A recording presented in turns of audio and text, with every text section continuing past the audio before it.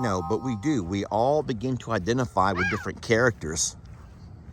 And some of y'all love, well, I'll tell you this. Let's take Jamie. Let's take Brooke, which is Jason at Cog Hill's wife, Brooke. Let's take DJ, which is Daniel Arms' wife, Arms Family Homestead. These three ladies, let's just call them the farmers' wives.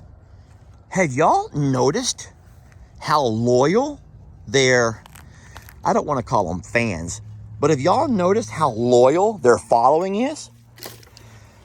They have such a loyal following, a whole lot more loyal than what me, Daniel, and Jason have. I'm not saying we're jealous. We have a larger following.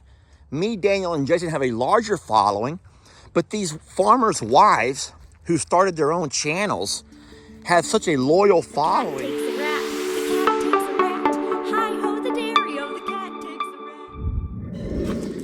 Morning, folks. Lester here. You don't know how refreshing that is to be able to take my bad shoulder, the one that I injured recently, be able to lift it up high enough to tip my hat. That's a good feeling. Because there for a while, I'm like, hey folks, how you doing, folks? And now I can kind of get my arm back up to tip.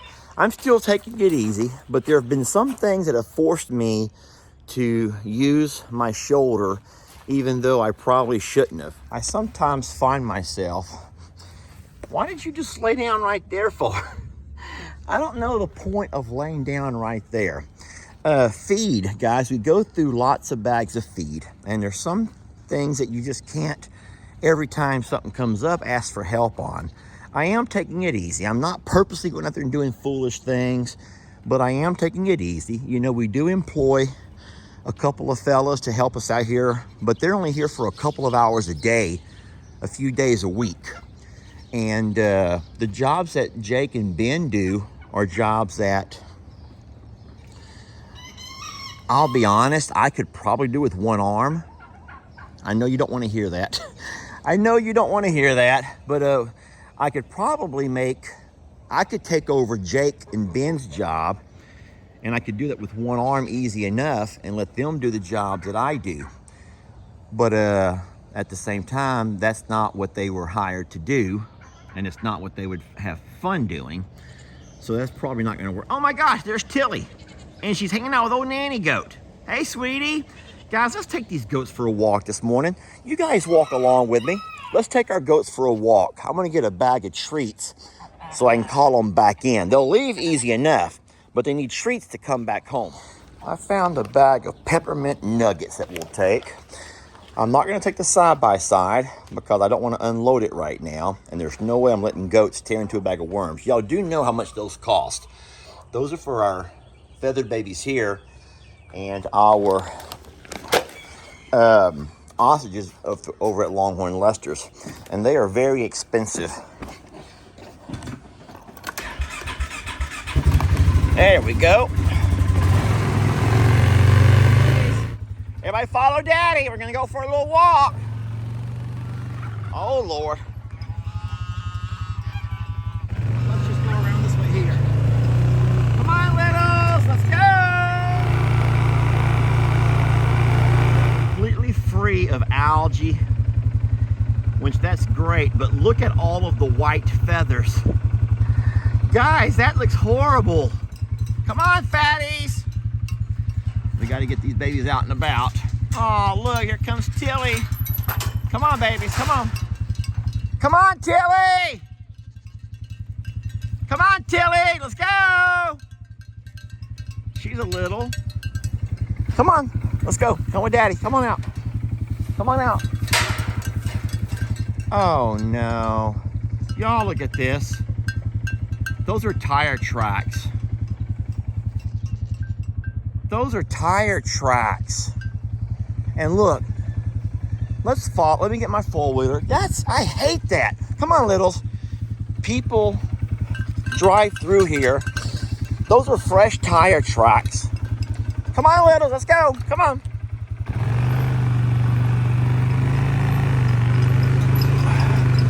Y'all do see the tire tracks.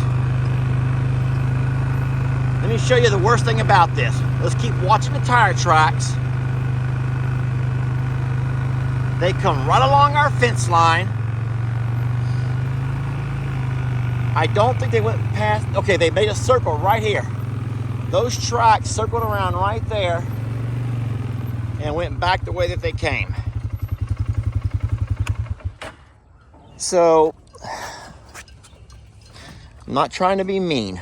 We have it fenced off here. Let me show you. I don't think we've talked a lot about this, but whenever Uncle Raleigh passed away and we were setting up everything over in the memorial garden, I'm sorry, our cemetery, our family cemetery, the kids kept walking over, the church kids. Now this right here is church property. I'm standing on the church's property.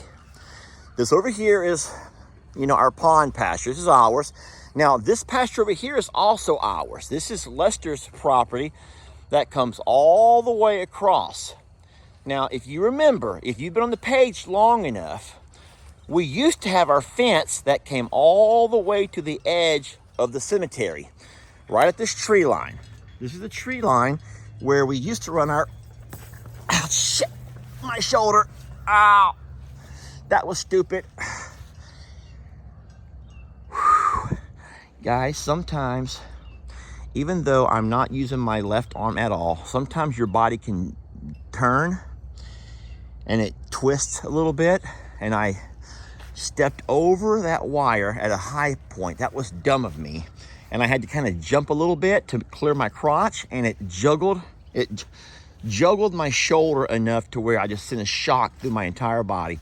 So our fence line used to come right up along this cemetery lane, and it came straight up, circled around the cemetery. It kind of circled around. It was a real pretty, you know, shaped cemetery. But at that point, after Hurricane Harvey, when they took over the church, they had a lot of youth. And those kids were over in that small area right there playing soccer, playing volleyball. And so Jamie and I went ahead, and I was redoing all my fences anyway. I went ahead and took down this fence, and I moved my fence all the way over to there to give them a really awesome place to play soccer. We even bought them some goals. And we set one goal up over there and one goal over here. And they had a really nice setup. Sometimes they kicked the ball over the fence accidentally, but at that point we didn't have anything that could mess with them. So we put a ladder over the fence. We put trash cans out here. And we did our part to make the kids a happy place to play when they came to church. You know, you want to do your part and help your church and your community. But the problem that we had is that the kids weren't respectful of our property. And we kept, after every service, we would find styrofoam cups and, you know, bags, their little bags of chips and cookie wrappers and donut packaging. They wouldn't put it in the trash can. They would just drop it as they go. And we talked to the pastor, and the pastor, I'm sure, would talk to the kids, but they're kids. You guys know that after we got Carl, the older kids began to taunt and tease Carl. They'd come along the fence and they'd try to get selfies and take pictures. And then they kicked the ball over accidentally, obviously. But the thing is, you couldn't have kids in that pasture with an ostrich. And we told the pastor we can't let the kids play over here anymore while we had Carl in the pasture. We still tried to work around it, though. Every Sunday, I would take Carl and move him out back. You remember all this. And so that way the kids could still play here. They'd walk over to the cemetery. They'd sit on the bench. They'd drop their wrappers. They'd drop their candy, paper. And it just got to be a real nuisance. And then the ultimate. They were playing soccer. And I'm just guessing a soccer ball flew over and hit this little ceramic angel that sits here over Remington's spot. Oh, it's my bad shoulder. And they broke it. They broke it right there. It fell over and they left it lay. And so at that point, everybody around here had kind of had enough. And so I'm not going to redo all my fencing, But I just told the pastor that we're going to go ahead and put our little fence back up there over where the property line's at and have the kids not come past that point. So you're getting back to saying, okay, so Lester, great story, Lester, nice story. Thanks for all that. But what about the tire tracks? So the tire tracks is what happens whenever you have people come by. They've been following the page. They love the animals and they want to come by to visit. And we've had problems. You guys already know this. I'm not trying to, man, it's tough to talk to. You guys are a tough crowd. Look at these tire tracks. And look, they went right back through there. Came right around our cemetery. I'm glad they didn't go right through it. So, people try to come up our driveway and they see that we have our gate closed. You can't get past the locked gate. And so I'm guessing they probably just circled right along. They came up this driveway over here. This is my Aunt Joanne's driveway. They probably got about as close as they could, and they just chose to make themselves a little circle right here along the burn pile, and they drove right along our fencing, taking pictures, looking over. And you're saying, Lester, I don't see any harm in any of that. That's mean you're not sharing your blessing, paying your blessing forward. But that's the whole thing. I try to pay that blessing forward in videos. We try to share the babies with you guys on videos. Come on, Tilly. Come on, love. But you just can't have people, total strangers, even though I'm sure they're nice people, y'all. I'm not trying to say there's anything. I'm a believer in good people. I love good people. But I also know that in the world that we live in, it makes it really risky. And there'll be some of y'all who will say, well, you don't have a problem letting people come on your farm to do jobs.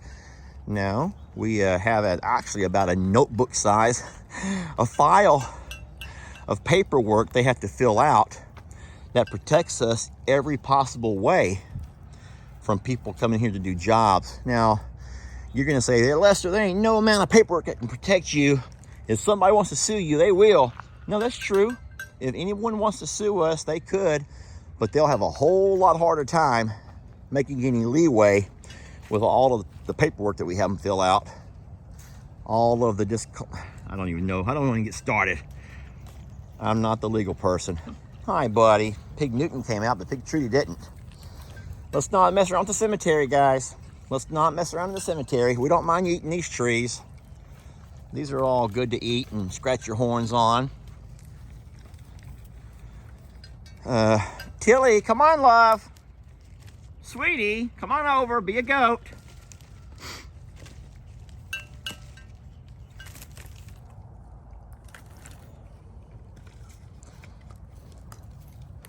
I feel like, I'll just go ahead and say this. Hey, we're having a nice chat. We're having a nice chat. Oh, yeah, we are. Since we're having a nice chat, I'll go ahead and just tell you some stuff that just crossed my mind.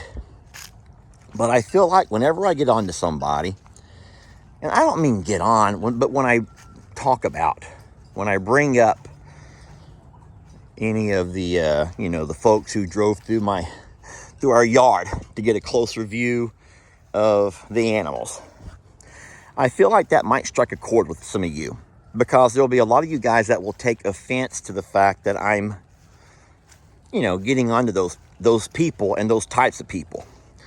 Because I think that, in fact, many of us associate ourselves with certain types of people. Well, here's a good example. Here's a great example. When I get on to Jake, when I sometimes find myself in a video getting on to Jake. So I don't think that you're really bothered that I'm getting on to Jake. I think that you take it personal because you associate so closely with Jake. I do. I think that you get upset because you become to realize how much in common you have with a character. And in this case, let's just take Jake as a character. And I know you're not crushing on Jake, and you all don't have visions of one day betting with Jake. Now, some of y'all do. But I know that you associate with a character like Jake. Let's just say a character who tries their best and oftentimes continues to let people down to the point to where sometimes Jake can just have a total breakdown. And you see stuff like that and you realize that you too are a person who has struggled in different things in life, maybe relationship, at work, different things. We all have our struggles, y'all. And so what you do is begin to take on Jake's personality or his character. And whenever you see Jake being scolded, and I say scolded, guys, it's not that big of a scold, but when you see Jake being scolded instead of being built up, you feel like you too are the one being scolded. Or maybe you resort back to being scolded and from your boss, from your spouse. And then, you take Jamie, who Jamie busts her tail, and she takes on more than she can sometimes handle. And I know that you guys are also people. There's some of y'all who are just like Jamie. You love that role of Jamie because you too bust your tail. You feel like you just do and do and do, and you're never really appreciated.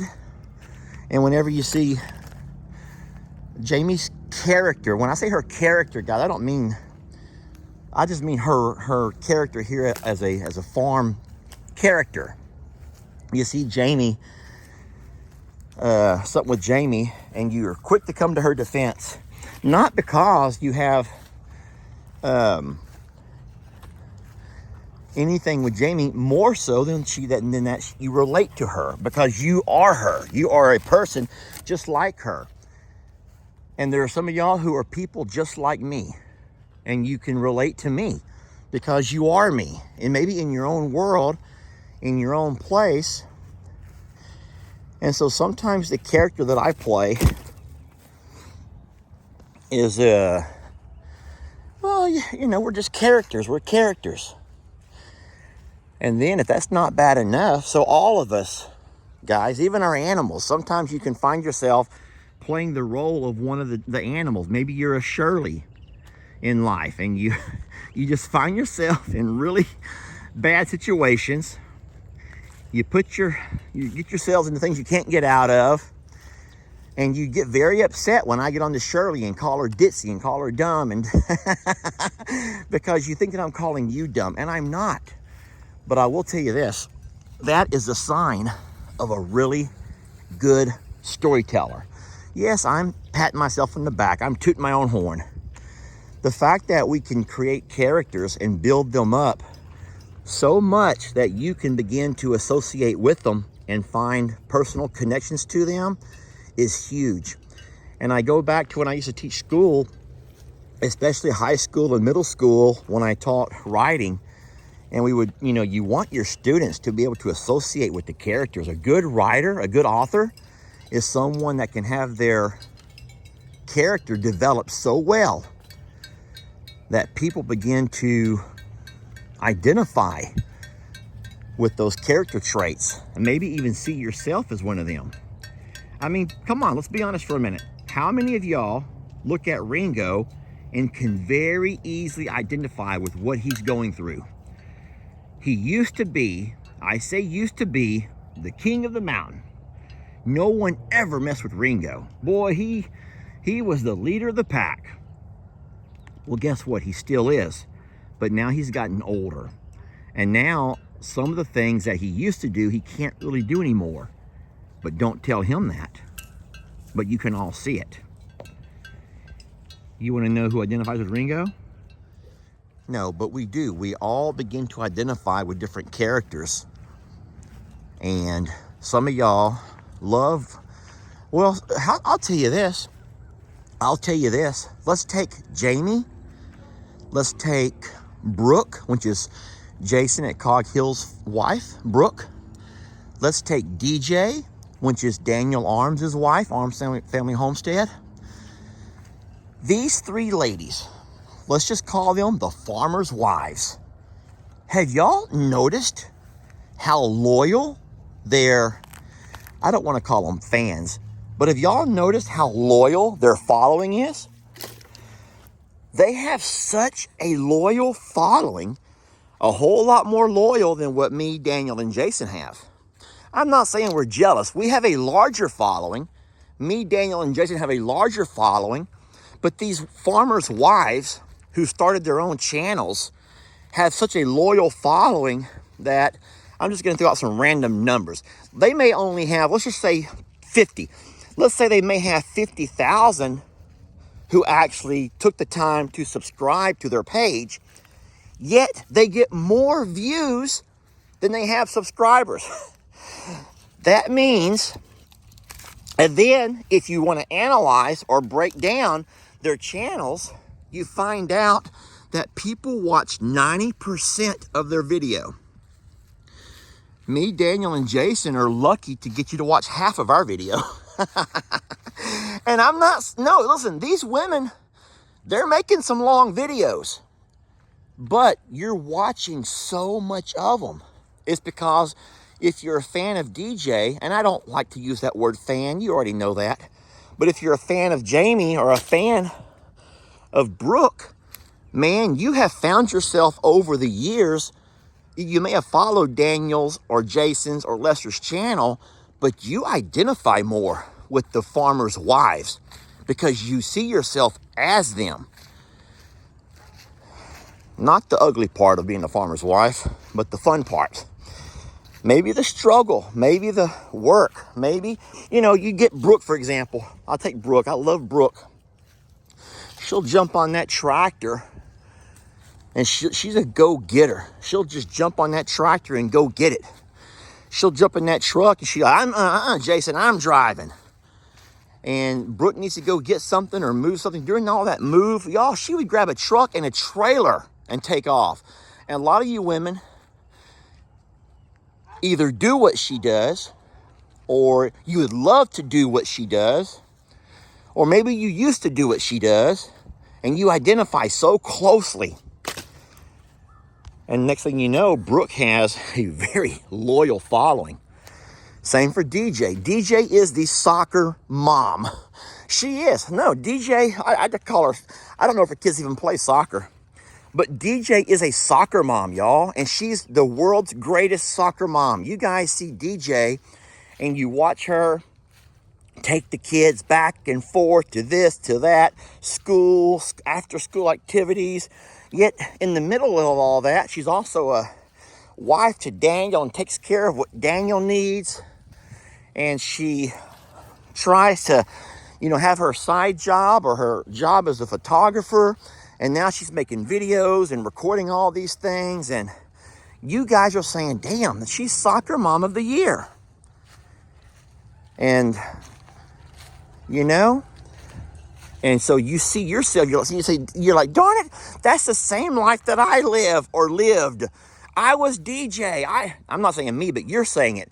You were DJs. And so you can associate. You associate with her. Jamie, you know, works a full-time job by day, which has nothing to do with farming. Jamie, you know, we call it from suits to boots because she has to switch roles and do this and take on this, putting up with me and all my antics. And you're like, I am a Jamie. I'm a Jamie. You know, I love the fact that these ladies have gotten their own channels and are doing very well with their videos. But don't think that me, Jason, and Daniel aren't very jealous. Now, those guys may not tell you they're jealous, but I don't mind admitting it to you. I can only love you with one arm. I'm gonna switch camera hands. There we go. Boy, if you end up hurting my good arm, I'm in bad shape. I'm gonna be walking around here. Oh my goodness, what a really handsome fella. I didn't mean to say anything negative about you, but what's happening is part of life, you know? This is just a part of life. And getting old is not for sissies, is it? It's not. Getting old is not for sissies. Everyone says that all the time. And I love you so much. I do. Well, friends, I got to get going. There comes Ben. And that means that I got to get some jobs taken care of while I have help to do it. It was a blessing. it really was a blessing hanging out with you today. Thank you all for taking the time to watch and to, let's give me a chance to ramble on. But y'all have a wonderful day, and Lester will see you guys next time.